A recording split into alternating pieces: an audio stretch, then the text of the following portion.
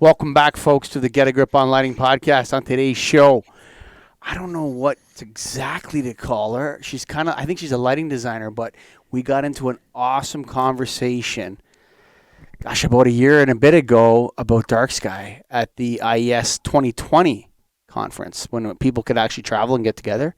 And so we met Jane Slade, and this was a great conversation. The reason why we're re-putting it out now, because there's a big announcement coming out that has something to do with seeing the stars and the National Association of Innovative Lighting Distributors.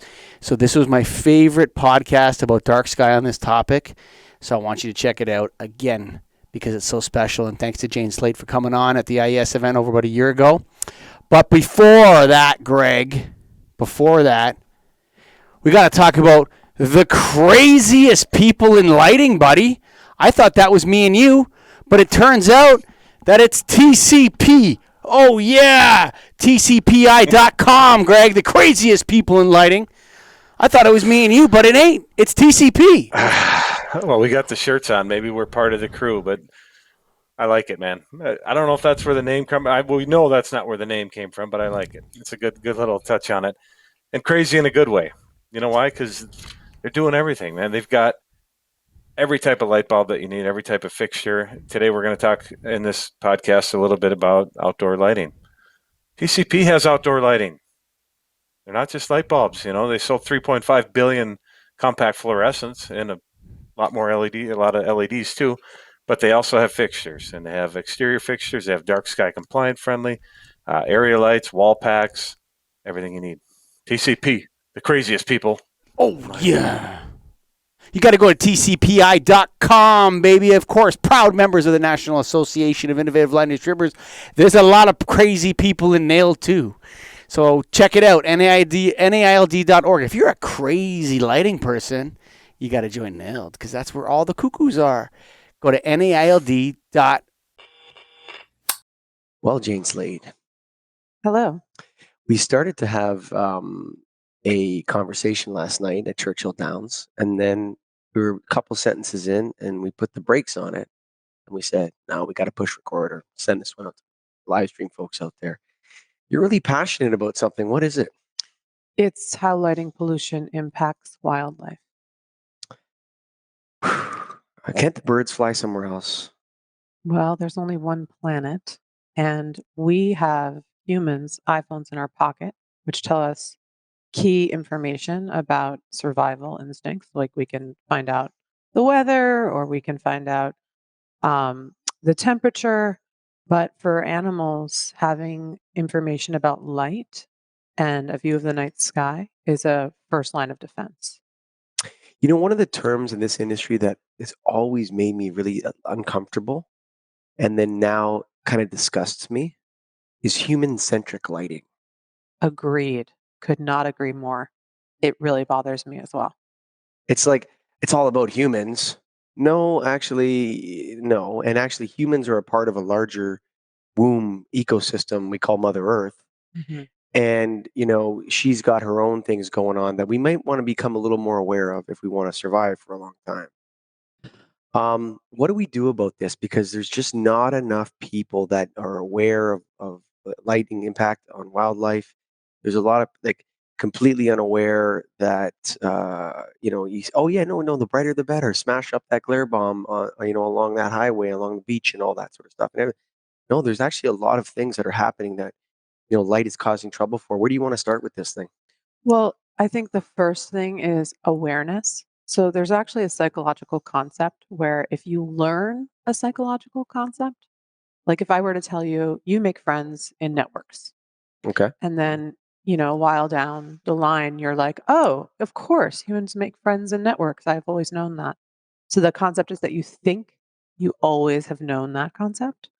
So I'm hoping that this information, when we get this information out to most people, that it becomes common knowledge that light is triggering for all species and that we absolutely need darkness at all points of our daily cycle. I mean, not at all points, but as in we need darkness and a constant interval within a 24-hour cycle.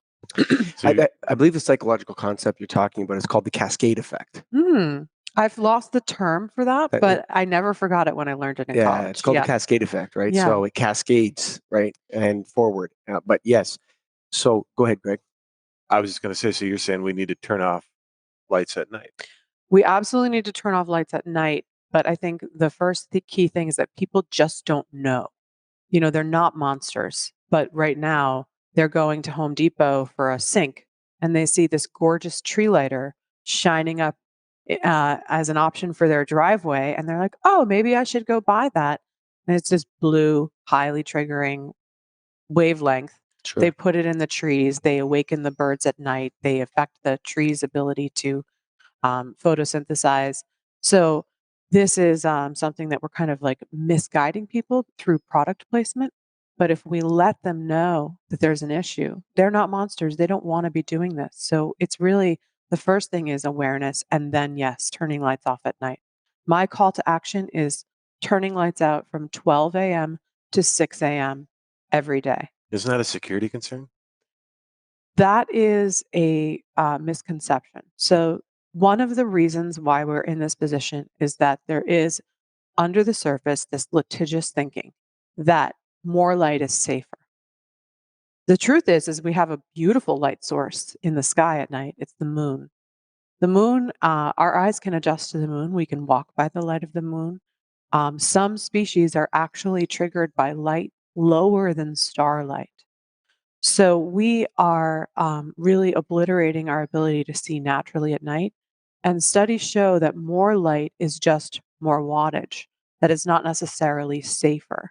In fact, we can overadapt the eye to darkness or to light. And then because of that, the eye can no longer see in the shadows, making it easier for people to hide in the shadows, for obstacles to trip over. So there's a better way to be doing this than we have, but what's driving it is the idea that more light is safer or more secure, and it's not really true. And we've ratcheted ourselves up to these really high light levels. Now we're in this sort of light addiction where we can't actually um, imagine a place where we could see by the light of the moon, but that's what we've always done. It is crazy sometimes at night when, especially in like the winter, when it reflects off the snow and how bright it really can be. Mm-hmm. You look outside sometimes and it's like, it seems like it's day, but it's midnight. It just happens to have all the reflections. So I agree. Yeah. How about censoring lights at night? Is that something you believe in as a? Absolutely. I do think that there is a call for lights and so the idea of controls implies that we've not been in control of our lighting. True. So if you have a light on a control, if it's a sensor or if you've scheduled it, that's awesome.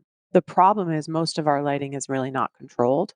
So and then we tend to not take control over public spaces. So if I walk into a room and it's not mine, I'm not necessarily going to authorize myself to turn the light levels to a certain way. Mm. But that's why we really need to have overarching smart technology to control lighting.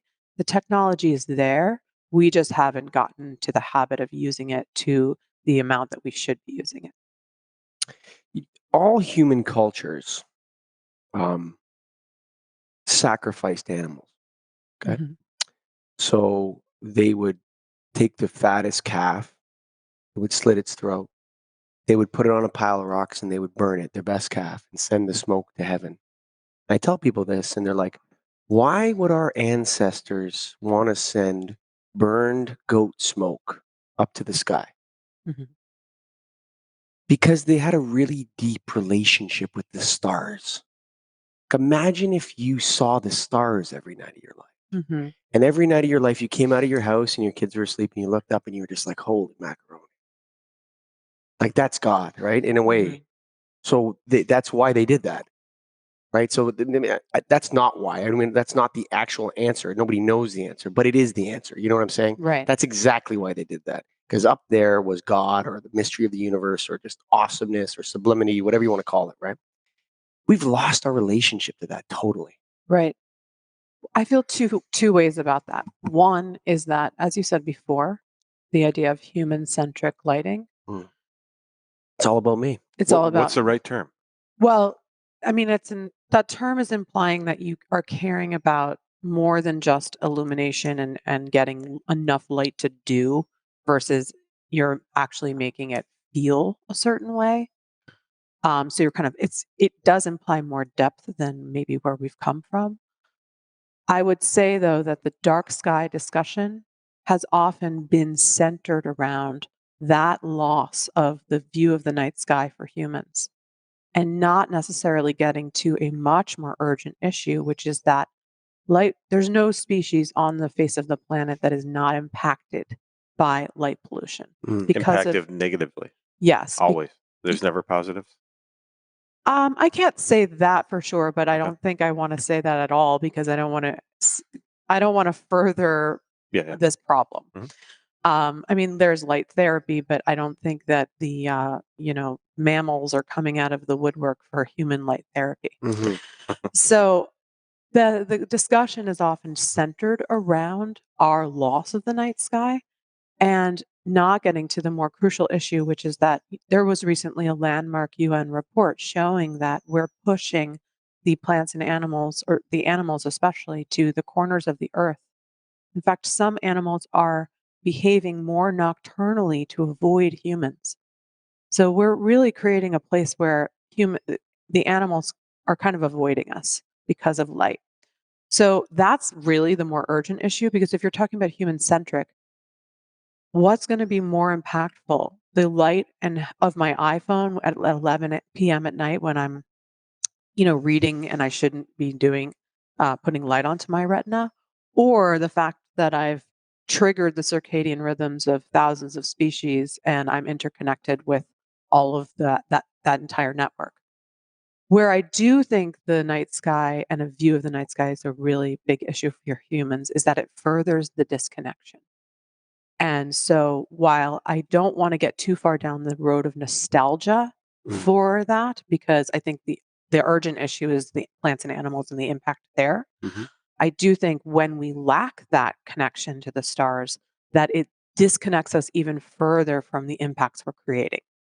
So I feel two ways about the views of the night sky because I think it's actually really important for our ability to reconnect with our ecosystem and our planet and the natural way of living.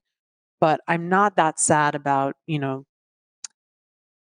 humans not being able to look at the stars because I think that that has displaced the real topic. Mm. So there's a dark sky compliant fixtures. Do you believe that that's the correct terminology? Is there such a thing as a dark sky fixture? Is that the right move? Is Yes. that a start? So this is going to get me into maybe the hot seat here. You're live right now, okay? So watch the I know. watch the names of companies and anything like that. Right, of course. No, but I do have some opinions about dark sky, which is that it's super important to direct light downward. And yet, when you are walking around this conference and you see all of the lighting that's possible to specify, especially in exterior environments, a lot of those fixtures are upward in their directionality of the light, and those fixtures continue to be specified. So, and on top of that, there are a lot of exterior spaces that call for developing a friendly community space for people to be able to be invited and feel safe. There are projects that really develop an exterior space so that it's not just downward lighting. And I think that that is definitely the direction we should ultimately end up going. But at this stage, I don't think there's enough awareness that that having to always specify dark sky fixtures is necessarily the answer right now. I think what we need to do is implement controls and turn the lights off at night when they're not in use. That is going to be our first step to really starting to make a change with lighting pollution. From there, I'd like to bring in more awareness so that slowly over time we get to more dark sky fixtures. But I think right now, I don't know if the community is 100% ready for it. Yeah, no, I think it's stuff you'd have to change a lot of things Yeah, to make it go. Even walking around last night for a little bit, buildings are lit up from the ground up all exactly. over the place, so you see it everywhere. But you think it's realistic that people are gonna your goal of 12 a.m. to 6 a.m. that I guess going back, you said Yeah. you still need it in certain applications. Not every light is going to be turned off. It's just only when you need it. Right. So that's where the control comes in. Yeah. So I'm big into human safety, human activity. But the problem is that we are just You're not anti-human. not anti-human No, at all. there's people that are like there's people that there's humans that think, gosh, you know what? If we just got rid of all these damn humans, Yeah. we wouldn't have the problem we have now. And this sort of stuff. It's not we don't have a wolf problem in California. We have a human problem. The wolves are eating humans. It's like, no, take it easy there, big guy. But it's interesting. I think this is also a spiritual discussion. Mm-hmm. Absolutely. It's about who we are as a species and how we interact. And what I like to do is sometimes is like kind of blow people's minds with a weird comment or whatever, right? So you know who Galileo is, right? Yes. So Galileo said the Earth's round, not flat, right? Now, there's a lot of anecdotal evidence for that, right? Like when you watch a ship coming towards the land, it kind of rises up, and you see the top of the mast first, and it kind of rises up. The sun is round, the moon is round. When you look at the clouds off a cliff into the ocean or into the lake, they kind of look like they're going down, right? So there's a lot of anecdotal evidence. So if someone comes to you and says, the Earth is round, it's a sphere or whatever, it's like, maybe. You know who Copernicus is, though, right? Yes. So he said that the Earth revolves around the sun. There is zero anecdotal evidence for that. Right? Like so he goes to the Pope. The Catholic Church, they didn't even believe when they said the Earth. It's not that obvious, bro. Okay, like if someone comes to you and you're living in the Middle Ages, and this priest comes to you and he says to you, "Yeah, you know what? What's that? Do the math, and the Earth actually revolves around the sun, but the moon revolves around. Oh, the moon revolves around the Earth, but the Earth revolves around the sun, buddy. Yeah, okay. But like people need to understand that we're on a wet rock moving at 14,000 kilometers an hour around a nuclear fission reactor that's spinning at 100,000 kilometers an hour through the universe. And all this is powered by light. Right. The whole thing. Right? And in a way, humans are kind of like they relate to light like fish do to water. It's kind of hard for us to know what it actually is. Right. That's absolutely true. Yeah. It's so ever present. Yeah, and if you say to people like, "No, you got to turn the lights off at night," they're like, "What are you talking about, man? That's not so." No, you're like, "Dude, you listen to me for a second. We need to turn it off because I think what you're saying is that wasted light at night is a form of hazardous waste." Absolutely. And yet with this type of pollution, which I've deemed sensory pollution, so light pollution and sound pollution, people don't necessarily give the credence to these types of pollution that they might say with air pollution or water pollution, because there's the idea that there's something physical that's being ingested or going in. Sure. And that is much more alarming in nature than the idea of like sound. Okay, turn up the volume or turn down the volume. That seems a lot less harmful, but it doesn't necessarily, that's not necessarily true. And back to your point, what you were saying before, do I think that we can come to a place where we turn the lights out from 12 to 6? Well, if you look at cigarettes, people used to smoke cigarettes in the 50s all the time. Somebody's still going to turn on a light, somebody's still going to smoke a cigarette here and there. But for the most part, this is something that people have changed greatly in their habits. And I think that we can definitely come back to a place of honoring darkness through getting the awareness out. It's going to have to be regulated to some degree or forced or put into code that you have to do this. Absolutely. Well, one thing I've been wanting to do is actually writing a children's book on the topic, because I think if we can get this information into children's minds, also having parents read the book to children, it's a great gentle way of making Children's this books are for information- adults. A little bit. It's true. You ever read the one about the dragon and the boy? No. So the boy is upstairs in his room and he wakes up and there's a little dragon there in his room. And he goes downstairs and he says, "Mom, there's a dragon following me." And the mom says, "That's not possible, son, because dragons don't exist. The dragon gets bigger." And then he's sitting down and he's eating breakfast and the dragon's eating his pancakes. And the boy says, "Mom, I can't eat my breakfast." And she says, "Why is that, son?" She says, "Because there's a dragon eating my breakfast." The mom says, "That's not possible, son, because dragons don't exist. Dragon gets bigger." right? So then he goes to school, and the dragon's following him to school, and he says to his teacher, like, I can't hand in my homework because the dragon ate my homework. And the teacher said, Johnny, that's not possible because dragons don't exist. Dragon gets bigger and bigger and bigger, and all this denial of the dragon makes the dragon bigger and bigger and bigger, right? And then eventually, they're outside their home. They're looking at the house. The dragon is out the front door. His tail's going out the back, right? And he's like, we can't go inside, Mom, because the dragon's filled up our whole house. And the mom says, that's not possible, son, because dragons don't exist. And then the dragon gets so huge, the dad comes home, and the dragon's running off with the house. And then the dad's looking at the mom and like, oh, maybe dragons do exist, actually. Right? It's so like this denial of our problems that makes them worse and worse and Right. grow and get bigger and bigger and bigger. And I heard a comment from a Canadian politician one time, and he said, the true sign of intelligent society is not technology, it's not iPhones, it's how we handle our hazardous waste. Mm. Right? If we're filling our lakes with garbage and we're polluting our land and all that, we're really stupid, actually. Yes. Yeah. Regardless of how many iPhones or whether we can go to the moon or whatever it is that you think is a sign of intelligence, if you're taking fluorescent tubes, say, and dumping them into the landfill and filling that landfill with mercury, you're an idiot.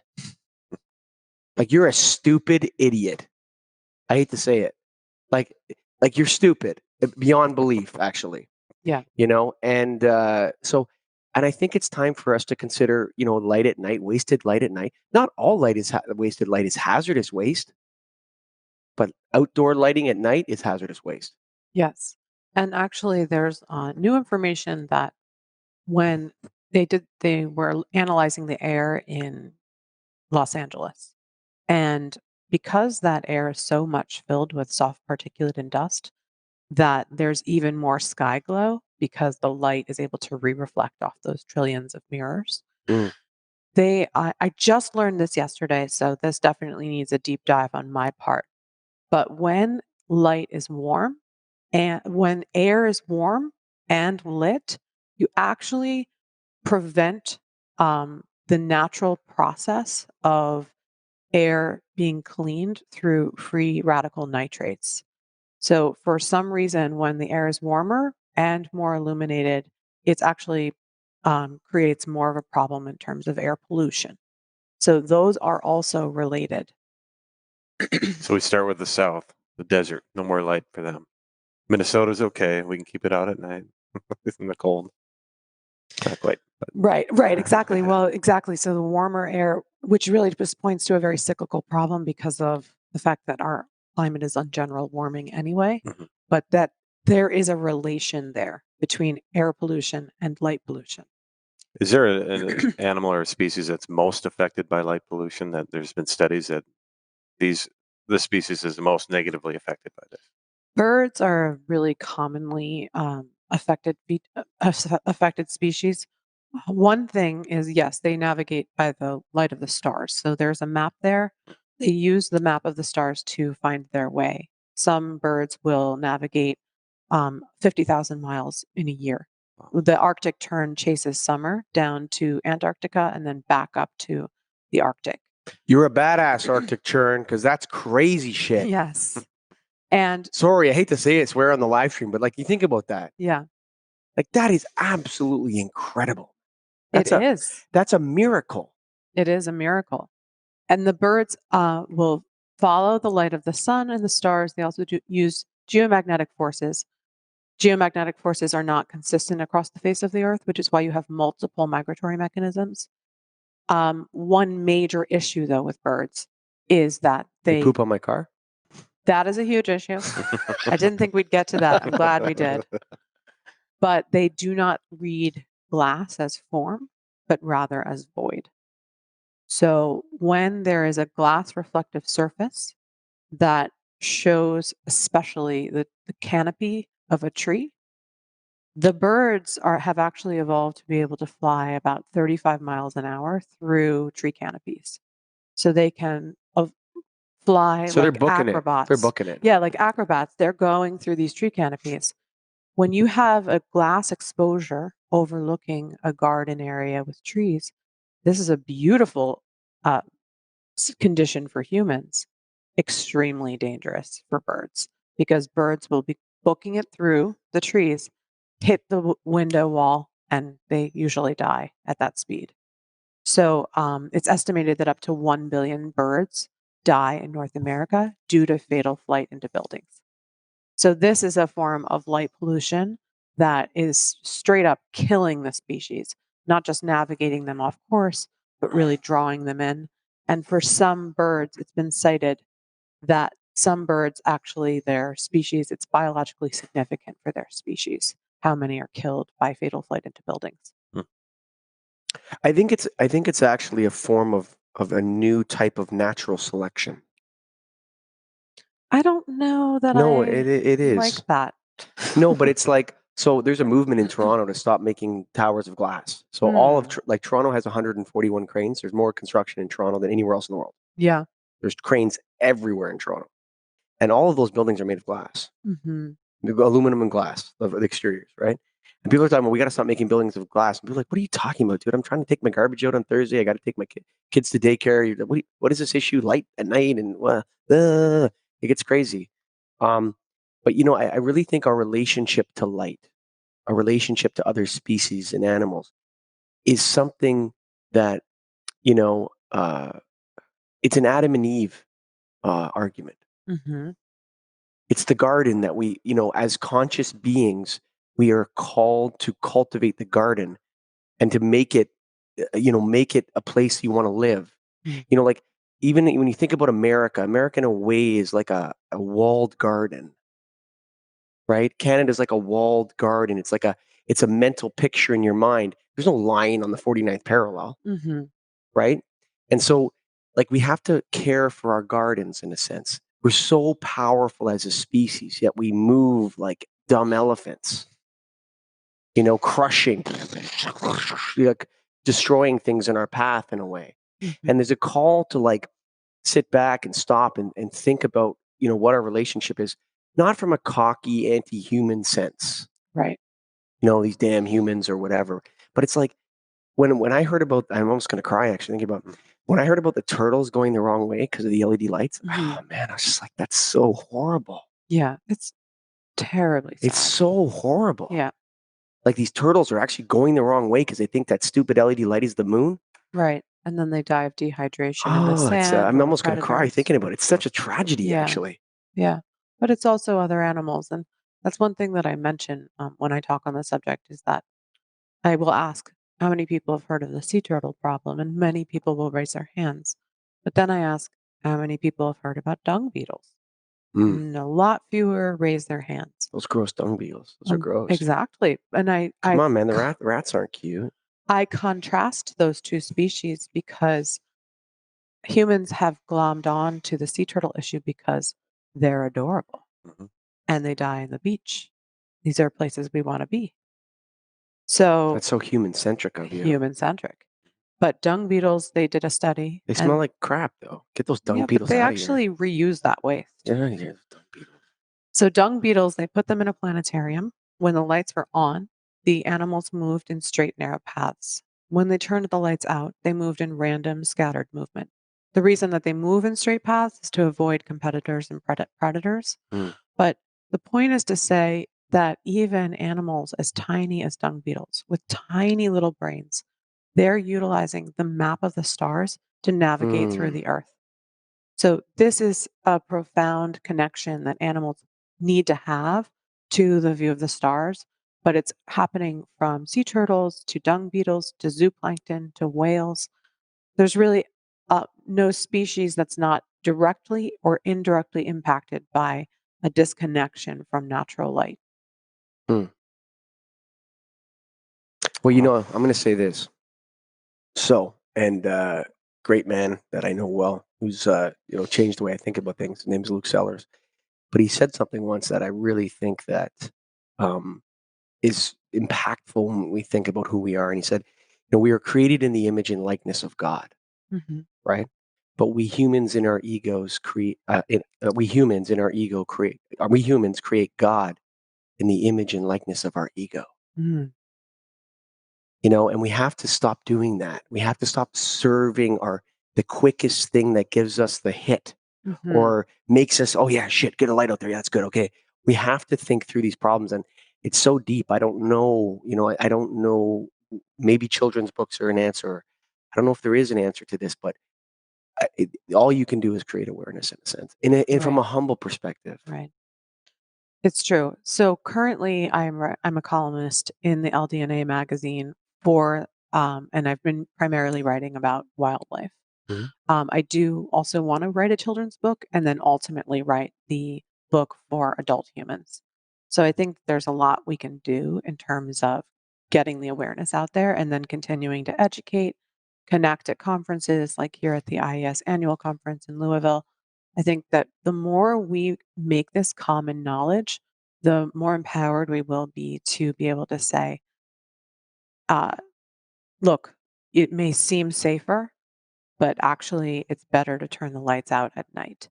And I think once we get to a place of empowerment, we'll be able to influence and get rid of the influence of litigious thinking that more light is safer. Because right now, those two are in contention. The wildlife and the needs of wildlife to be able to connect to darkness, and then American or human ideas of thinking that more light is safer. So let's just add another LED. I think if we can get that idea sort of out of the mainstream and that we really need to get back to the natural daylight cycle, bringing darkness really into our idea of lighting, then I think we can get back to a place of really improving our environment. You know what the problem with lawyers is? What's that? They live in the past. Hmm. They live in the past that's based on rules that got to a place of being accepted. And it's hard to make new rules. And that comes with the new generation. And I think we're getting to that. When I'm here at this conference, I really have been hearing a lot of people saying, yeah, that's great. But what about just getting back to the way nature did it? Greg called it, but I want to just maybe finish with we're supposed to be half an hour. We're going to go a little longer on this Okay. one. So, you ever go to the zoo? You sound like Yeah. you go to the zoo a lot, right? Zoos make me sad, but Of course. I love zoos at the same Yeah. time. Like I have a love-hate relationship with zoos, and I like to watch the chimpanzees. Hmm. Okay, so or bonobos or gorillas too. I love watching them. So if you sit down and you watch the chimpanzees for a while in the zoo, you're going to figure out that there's an alpha male there, and you're going to figure out there's a female, and then you're going to see the alpha male. If he comes and grabs a banana from Greg, Greg doesn't do anything. But if one of the other males comes and grabs a banana from him, Greg chases after him, pulls his ear, and grabs the banana back, right? And then you'll see the female chimps over here, and then one of them seems to get groomed a little more than the other ones, Yeah. right? And they picking the fleas off or and eating them or whatever. They all get groomed, but this one seems to get groomed the most, right? And then you can kind of see. And what I'm saying is that you can understand what they're saying to each other, Yes. right? You can Absolutely. speak their language in a way, right? And all these things that we write, it's so gross. I wrote it on paper, right? It's written down on paper in the language of the naked ape.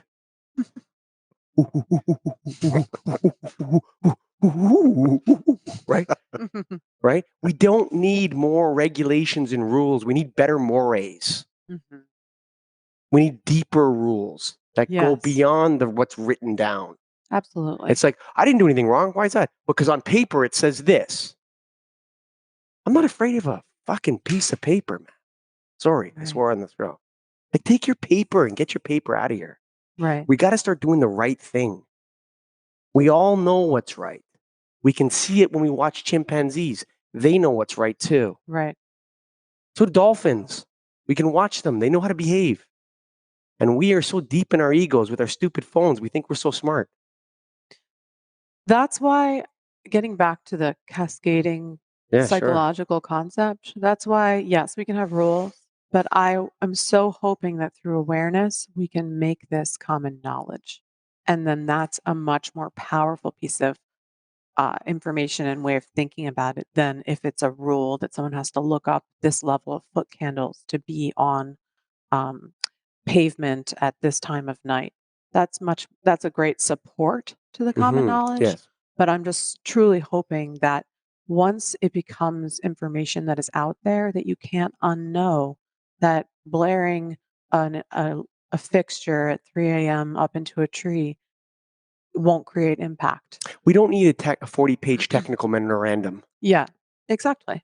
You know, it's like to turn it off, buddy.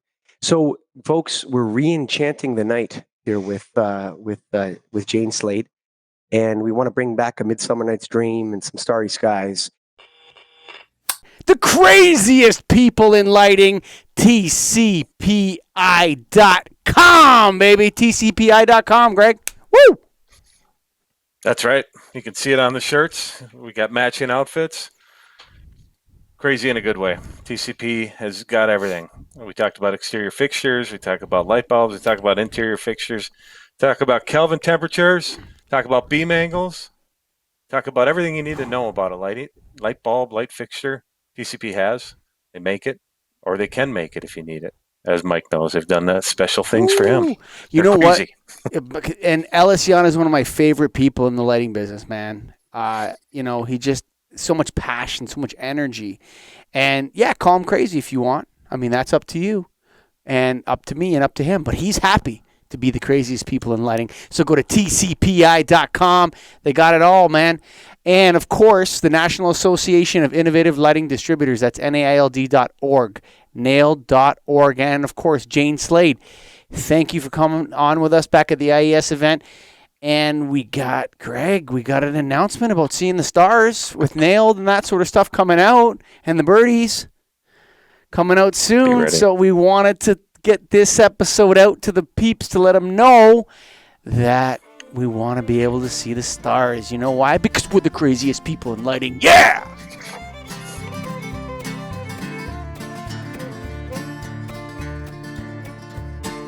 Written on the rectory wall, there's a sign there for all. If you are lost, Lord is there to find you.